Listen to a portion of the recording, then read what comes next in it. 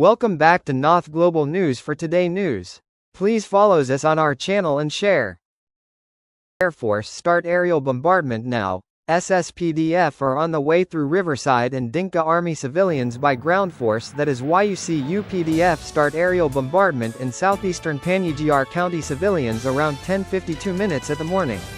On the 23rd of June 2025, Unity State Bentiu, South Sudan People's Defense Forces, SSPDF, and Uganda People's Defend Forces, UPDF, helicopter gunships are carrying out aerial bombardments in the southeastern part of the county. Local sources from the area confirmed to our newsroom early this morning that military aircraft believed to be operated by the UPDF began launching airstrikes shortly after dawn, targeting the Unity State Bentiu civilians' residence. The motive behind the offensive is to target the stronghold of SPLAIO and all innocent civilians in Pinyijiar, and later will develop to all 7 county of Unity State. Dinka joint support by SSPDF and UPDF helicopter gunships need to launch offensive with 3 routes to enter into Unity State Bentiu capital. 1. First joint offensive through Mayam. 2. Second joint offensive through Pariang. 3. Third joint offensive through Pinyijiar.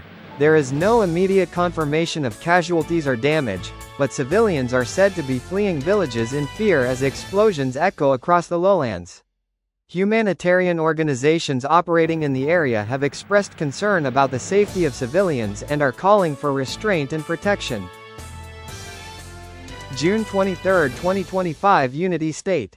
A policeman deployed to ensure order during the arrival of Unity State Governor Justice Riek Bim Top in Bentiu from Juba on Friday was shot dead by a soldier belonging to the South Sudan Opposition Alliance, SSOA. Unity State Information Minister Engineer Gatwich Bipal both to Radio Tamazuj on Sunday that the incident happened in Bentiu town shortly after a reception for the governor, who had earlier landed at the airstrip in Rubicana County. A dispute happened when the deceased policeman told the army man to stop moving around because the governor was about to arrive, he explained. However, the soldier who was moving without a gun got angry and went and picked up his gun and came back to shoot the policeman, who died on the spot. The soldier was arrested by security personnel, and he is being detained at the military barracks, Minister Bipal added. He said the situation was controlled, and calm was restored soon after.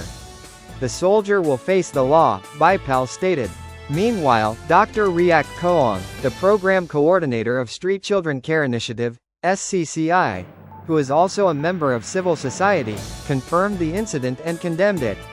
I heard a soldier shot and killed a policeman who was on duty, he said. We, the members of the civil society, are appealing to the governor and take criminals to the courts instead of keeping them in detention.